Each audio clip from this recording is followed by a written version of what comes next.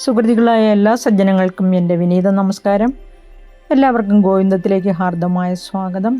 ശുഭദിനം നേരുന്നു. വിക്രമാദിത്യൻ കഥകളിലെ മറ്റൊരു സംഭവവുമായി ഞാൻ നിങ്ങളുടെ മുന്നിലേക്ക് എത്തിയിരിക്കുകയാണ്. നമുക്കിന്ന് വിക്രമാദിത്യൻ ദേവലോകത്തിലെത്തുന്ന വിശേഷങ്ങളൊക്കെ അറിയാം. അക്കാലത്ത് ഇന്ദ്രലോകത്തിൽ ദേവകൾ തമ്മിൽ ഒരു തർക്കമുണ്ടായി. ദേവേന്ദ്രൻ്റെ സദസ്സിൽ നർത്തകികളായ രംഭയും ഉർവശിയും തമ്മിൽ ആരാണ് നൃത്ത വൈദഗ്ധ്യത്തിൽ പ്രഥമ സ്ഥാനം അർഹിക്കുന്നത്, ആരാണ് മിടുക്കിയെന്നറിയാൻ വേണ്ടി അതായത് തങ്ങളുടെ മേധാവിത്വം സ്ഥാപിച്ചു കിട്ടുന്നതിന് വേണ്ടി അവർ തമ്മിലൊരു കിടമത്സരം തന്നെ നടത്തുന്ന സന്ദർഭമായിരുന്നു. പ്രസ്തുത തർക്കത്തിൽ ദേവകൾ തന്നെയും രണ്ട് പക്ഷമായി തിരിഞ്ഞ് നിലകൊണ്ടു. അങ്ങനെ അതൊരു വിഷമ പ്രശ്നമായി ദേവേന്ദ്രൻ്റെ മുമ്പിലെത്തുകയാണ്. സകല കലാവല്ലഭന്മാരായ മഹർഷിമാരും അതുപോലെ ദേവന്മാരും എല്ലാ ദേവന്മാരും ഉൾപ്പെടുന്ന സദസ്സ് കൂടി ആ സദസ്സിൻ്റെ മുമ്പിൽ അവർ രണ്ടുപേരും തങ്ങളുടെ നൃത്തകലയിലുള്ള ആ വൈദഗ്ധ്യം പ്രകടിപ്പിച്ച് ഈ തർക്കത്തിനൊരു പരിഹാരം കാണണമെന്ന് തീരുമാനിച്ചു. പക്ഷേ ആ സദസ്സിനും അവരുടെ നൃത്ത വൈദഗ്ധ്യത്തിൽ ആരാണ് മികച്ചത്, ആർക്കാണ് മികവ് എന്ന് പറയാൻ സാധിച്ചില്ല. ഈ ഘട്ടത്തിൽ നാരദ മഹർഷി എഴുന്നേറ്റ് നിന്ന് അദ്ദേഹത്തിൻ്റെ സ്വതസിദ്ധമായ ശൈലിയിൽ ഇങ്ങനെ പറഞ്ഞു: ദേവേന്ദ്ര, ബഹുമാന്യരായ സദസ്യരെ, ഈ തർക്കം ഇവിടം കൊണ്ട് തീരുമാനമാകുമെന്ന് തോന്നുന്നില്ല. അങ്ങനെ ആയിരുന്നെങ്കിൽ ഇതിനകം തന്നെ സാധ്യമാകേണ്ടതായിരുന്നു. അതിലേക്കൊരു ഉപായം ഞാൻ പറഞ്ഞു തരാം. ഭൂമിയിൽ വിക്രമാദിത്യൻ എന്ന പേരിൽ വിശ്രുതനായ ഒരു ചക്രവർത്തിയുണ്ട്. സകലകലാ വല്ലഭൻ, മികച്ച നൃത്തകലാചാര്യൻ, സംഗീത മർമ്മജ്ഞൻ, വിവിധ മുഖങ്ങളായ വിജ്ഞാനത്തിൻ്റെ കേദാരം, കറതീർന്ന നിഷ്പക്ഷവാദി, തികഞ്ഞ സത്യസന്ധൻ, ഈരേഴ് ലോകങ്ങളിലും കീർത്തി വായിച്ച് വിരാജിക്കുന്ന മഹാപുരുഷൻ. അദ്ദേഹത്തെ വരുത്തി നമ്മുടെ പ്രശ്നത്തിന് പരിഹാരം കാണാം. അദ്ദേഹത്തിൻ്റെ തീർപ്പിന് മുന്നിൽ സകലർക്കും തൃപ്തികരമായ ഒരു വിധി നമുക്ക് ലഭിക്കുകയും ചെയ്യും. ദേവേന്ദ്രന് നാരദൻ്റെ അഭിപ്രായം തികച്ചും സ്വീകാര്യമായിട്ട് തോന്നുന്നു. അതനുസരിച്ച് ദേവേന്ദ്രൻ വിക്രമാദിത്യനെ കൂട്ടിക്കൊണ്ടുവരുവാനായി തൻ്റെ സാരഥിയായ മാതലിയെ നിയോഗിക്കുകയും ചെയ്തു. മാതലി തൽക്ഷണം തൻ്റെ വിമാനത്തിൽ കയറി ഭൂലോകത്തെ ലക്ഷ്യമാക്കി വായുവേഗത്തിൽ പറന്ന് എത്തുകയാണ്. മാതലി വിമാനത്തിൽ നിന്നിറങ്ങി ആ ഗോപുരദ്വാരത്തിന് സമീപമെത്തി അവിടെ കാവൽ നിന്നിരുന്ന ദ്വാരപാലകന്മാർ ദിവ്യ തേജസ്സോടുകൂടിയ മാതലിയെ കണ്ട് വളരെ ആദരവോടുകൂടി അദ്ദേഹത്തിൻ്റെ ആഗമനോദ്ദേശം ചോദിക്കുകയാണ്. രാത്രി വളരെ അതിക്രമിച്ചിരുന്നുവെങ്കിലും വിക്രമാദിത്യനും ഭട്ടിയും രാജ്യകാര്യങ്ങൾ സംസാരിച്ചു കൊണ്ടിരിക്കുകയായിരുന്നു. വിവരം അറിഞ്ഞ ചക്രവർത്തി ഭട്ടിയുടെ അനുമതിയോടുകൂടി തന്നെ മാതലിയെ തൻ്റെ സമീപത്തേക്ക് കൂട്ടിക്കൊണ്ടുവരുവാൻ സേവകനെ നിയോഗിക്കുന്നു. ചക്രവർത്തിയുടെ മുമ്പിലെത്തിയ മാതലി വിനയപൂർവ്വം പറയുന്നു: ദേവേന്ദ്രൻ്റെ സാരഥിയായ മാതലിയാണ് ഞാൻ. അങ്ങയെ ഉടൻ ദേവലോകത്തേക്ക് കൂട്ടിക്കൊണ്ടു ചെല്ലുവാൻ കൽപ്പനയായിരിക്കുന്നു. വിമാനം കാത്തു നിൽക്കുന്നുണ്ട്. ഒട്ടും താമസം വരുത്താതിരിക്കാൻ പ്രത്യേക അപേക്ഷ. വിക്രമാദിത്യൻ പെട്ടെന്ന് ഒരു മറുപടി പറയാതെ ഭട്ടിയെ നോക്കി. ഭട്ടിക്ക് വലുതായൊന്നും ആലോചിക്കാനില്ലായിരുന്നു. അദ്ദേഹം പറഞ്ഞു: പ്രഭോ, അങ്ങ് അല്പവും സംശയിക്കേണ്ട. ഇത് ശ്രേയസ്കരമാണെന്ന് ദൃഢമായി വിശ്വസിച്ചാലും അവിടുന്ന് ധൈര്യമായി ഉടൻ ദേവലോകത്തേക്ക് പുറപ്പെട്ടാലും വിക്രമാദിത്യൻ തൽക്ഷണം തൻ്റെ ആസ്ഥാന വേഷഭൂഷകൾ അണിഞ്ഞ ആയുധങ്ങളൊക്കെ ധരിച്ച് സർവാഭീഷ്ടദായിനിയായ കാളീദേവിയെ ഭക്തിയോടുകൂടി ധ്യാനിച്ച ശേഷം ആ ദേവേന്ദ്രൻ്റെ സാരഥിയോടുകൂടി വിമാനത്തിൽ കയറി ദേവലോകത്തേക്ക് പുറപ്പെടുന്നു. ദേവലോകത്തെത്തിയ വിക്രമാദിത്യനെ അത്ഭുത സ്ഥപതിയിലേക്ക് സ്വീകരിച്ച് ആനയിക്കുന്നു. രത്നഖചിതമായ വിശിഷ്ട സിംഹാസനം നൽകി ബഹുമാനിക്കുന്നു. അനന്തരം കുശല പ്രശ്നങ്ങൾക്ക് ശേഷം അദ്ദേഹം ദേവേന്ദ്രൻ്റെ അതിഥിയായി 15 ദിവസം ഇന്ദ്രലോകത്തിൽ താമസിക്കുകയാണ്. ആ സമയത്ത് ദിവസം തോറും അദ്ദേഹം ദേവേന്ദ്രനോടൊന്നിച്ച് ഇന്ദ്രസദസ്സിൽ ഹാജരാകുകയും ആ ബഹുമാന്യ സ്ഥാനത്തിരുന്നു കൊണ്ട് ആ നടപടികൾ വീക്ഷിക്കുകയും ചെയ്തു വന്നു. അവിടുത്തെ സംവിധാനങ്ങളും നടപടിക്രമങ്ങളുമെല്ലാം അദ്ദേഹത്തെ അതിയായി രസിപ്പിച്ചു. തനിക്ക് പഠിക്കാനും പകർത്താനും അതിൽ പലതും ഉണ്ടെന്ന് വിക്രമാദിത്യന് ബോധ്യപ്പെടുകയും ചെയ്തു. അതേസമയം അദ്ദേഹത്തിൻ്റെ വിനയാന്വിതമായ പെരുമാറ്റവും അന്തസ്സുറ്റ പ്രഭാഷണങ്ങളും ദേവന്മാരെയും വളരെയധികം ആകർഷിച്ചു. ഒടുവിൽ ഒരു ദിവസം ദേവേന്ദ്രൻ ഉർവശിയെയും രംഭയെയും അരികിൽ വിളിച്ചു നിർത്തിക്കൊണ്ട് വിക്രമാദിത്യനോടായി ഇപ്രകാരം പറഞ്ഞു. അല്ലയോ ബഹുമാന്യനായ അതിഥിശ്രേഷ്ഠ, ഇവരിരുവരും ഇന്ദ്രലോക നർത്തകികളിൽ പ്രമുഖരാണ്. നൃത്തകലയിൽ ഇവർക്ക് തുല്യരായി 3 ലോകങ്ങളിലും മറ്റാരും ഇല്ലതാനും. ഇപ്പോൾ ഇവർ തമ്മിൽ തന്നെ ഒരു തർക്കം നടക്കുകയാണ്. ആരാണ് തങ്ങളുടെ നൃത്തത്തിൽ വിദഗ്ധ, പ്രഥമ സ്ഥാനത്തിന് ആരാണ് അർഹയെന്ന് തർക്കം വന്ന സ്ഥിതിക്ക് ഈ മത്സരത്തിനൊരു തീർപ്പ് കൽപ്പിക്കാനാണ് അങ്ങയെ ഞങ്ങൾ ഇങ്ങോട്ട് ക്ഷണിച്ചു വരുത്തിയത്. സകല കലാവല്ലഭനായ അങ്ങയുടെ മധ്യസ്ഥത്തിൽ ഇതിന് ഒരു തീരുമാനമുണ്ടാക്കണമെന്നാണ് നമ്മുടെ ആഗ്രഹം. അതിലേക്കാണ് കൃത്യാന്തരബഹുലനായ അങ്ങയെ നാം ആളയച്ചു വരുത്തിയിട്ടുള്ളത്. നൃത്തശാലയിൽ വെച്ച് ഒരു പ്രത്യേക നൃത്തകലാപരിപാടി നാം നടത്താൻ തീരുമാനിച്ചിരിക്കുന്നു.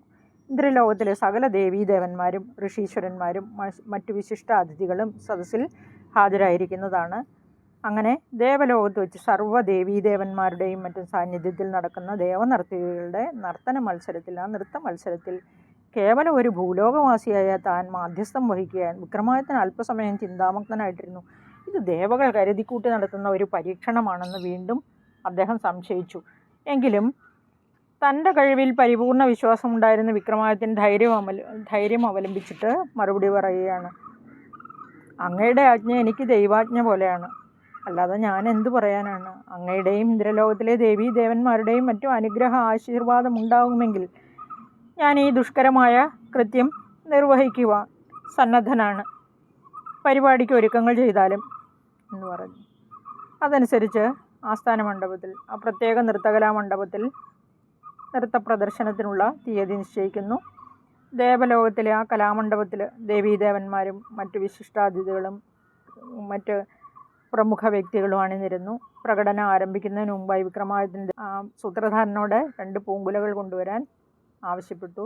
പ്രസ്തുത പൂങ്കുലകളിൽ ഓരോന്നിലും ഓരോ തേളുകളെ ഒളിപ്പിച്ചു വെച്ചു. അല്പവും ചലിപ്പിക്കാതെ പൂങ്കുലകൾ കൈപ്പത്തി കൊണ്ട് പിടിക്കുമ്പോൾ തേളുകൾക്ക് അത് പിടിക്കുന്നവരെ കടിക്കാൻ സാധ്യമല്ലാത്ത വിധത്തിലായിരുന്നു ഇക്കാര്യം നിർവഹിച്ചിരുന്നത്. സദസ്യരിൽ ആരും തന്നെ ഈ രഹസ്യം അറിഞ്ഞതുമില്ല. കൃത്യസമയത്ത് ദേവേന്ദ്രൻ സദസ്സിൽ ഹാജരായി തൻ്റെ പ്രത്യേക സിംഹാസനത്തിൽ ഉപവിഷ്ടനായി. അദ്ദേഹത്തിൻ്റെ നിർദ്ദേശപ്രകാരം സമീപസ്ഥമായ മറ്റൊരു സിംഹാസനത്തിൽ വിക്രമാദിത്യൻ ഇരുന്നു. താൻ ഏറ്റിരിക്കുന്ന ആ ഉത്തരവാദിത്വം വളരെ ഗൗരവമേറിയതാണെന്ന് അദ്ദേഹത്തിന് അറിയാമായിരുന്നു. അതുകൊണ്ട് തന്നെ അതിൽ തന്നെ വിജയിപ്പിക്കണേ എന്ന് ഇഷ്ടദേവതയായ ഭദ്രകാളിയെ മനമുരുകി പ്രാർത്ഥിച്ചു. പശ്ചാത്തല സംഗീതത്തിൻ്റെ അകമ്പടിയോടുകൂടി നൃത്തം ആരംഭിക്കുകയാണ്. അവർ ഉർവശിയും രംഭയും മതിമറന്ന് അങ്ങനെ നൃത്തം ചെയ്തുകൊണ്ടിരുന്നു. എല്ലാവരെയും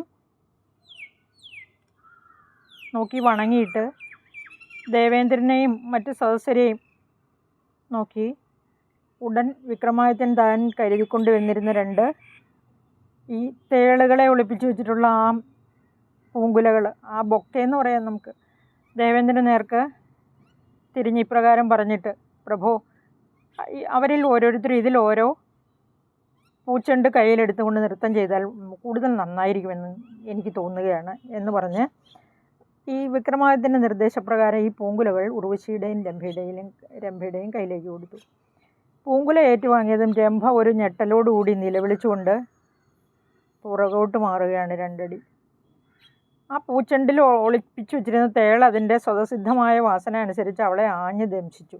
തൽഫലമായിട്ടാണ് ഈ രംഭയ്ക്ക് താളം തെറ്റി പുറകോട്ട് മാറുന്നത്. അവൾ കൊടും വേദന കൊണ്ട് പിടഞ്ഞു. ഉർവശിയാകട്ടെ വിനയത്തോടും ഏകാഗ്രതയോടും കൂടി നൃത്തപ്രകടനം നടത്തിക്കൊണ്ടേയിരുന്നു. തൽഫലമായി അവളുടെ അന്നത്തെ പ്രകടനം വമ്പിച്ച വിജയമായി തീരുകയും അവളാണ് നൃത്തത്തിൽ വിദഗ്ധ എന്ന് പ്രഖ്യാപിക്കപ്പെടുകയും ചെയ്തു. അങ്ങനെ അവളുടെ കലാവൈദഗ്ധ്യത്തെ എല്ലാവരും പുകഴ്ത്തുകയാണ്. വിക്രമാദിത്യൻ തൻ്റെ കണ്ണുകൊണ്ടുള്ള ഒരു സജ്ഞയാൽ ദേവേന്ദ്രനെ അറിയിച്ചു. അന്നത്തെ പ്രകടനത്തിൽ ഉർവശിയാണ് 1ാം സ്ഥാനം ആർജിച്ചിട്ടുള്ളതെന്ന് അങ്ങനെ തീരുമാനിക്കപ്പെടുന്നു. നൃത്തം അവസാനിച്ച ഉടൻ വിക്രമാദിത്യൻ ഉർവശിക്കും രംഭയ്ക്കും താൻ നൽകിയിരുന്ന പൂച്ചെണ്ടുകൾ തിരിച്ചു വാങ്ങി ദേവേന്ദ്രനെ കാണിച്ചുകൊണ്ട് പറഞ്ഞു, ഈ പൂച്ചെണ്ടുകളിൽ ഓരോന്നും പരിശോധിച്ചാലും ഞാനിതിൽ ഓരോന്നിലും ഓരോ തേളിനെ ഒളിപ്പിച്ചു വച്ചിരുന്നു. പക്ഷേ രംഭ അമിതമായ ആത്മവിശ്വാസം, അതോ ഇനി പ്രതിപക്ഷ ബഹുമാനത്തിൻ്റെ കുറവ് കൊണ്ടാണോ അവൾക്ക് പൂങ്കലയോട് ഒരു അനാദരവ് തോന്നി. അതിനെ നിസ്സാരമെന്ന് കരുതിയെന്നർത്ഥം. ഈ സദസ്സ് ഒരു സാധാരണ സദസ്സ് മാത്രമാണെന്നും അവൾ ചിന്തിച്ചിരിക്കാം. തൽഫലമായി അവൾക്ക് പ്രഥമ നിമിഷത്തിൽ തന്നെ ഈ തേളിൻ്റെ ദംശനമേറ്റു.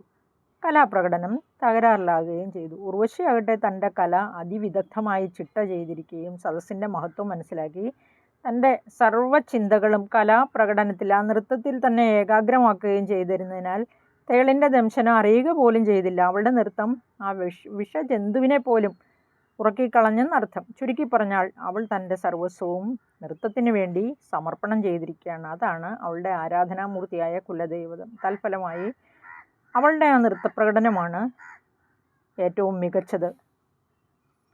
സദസ്സിൽ ഇങ്ങനെ ഹർഷാരവങ്ങളും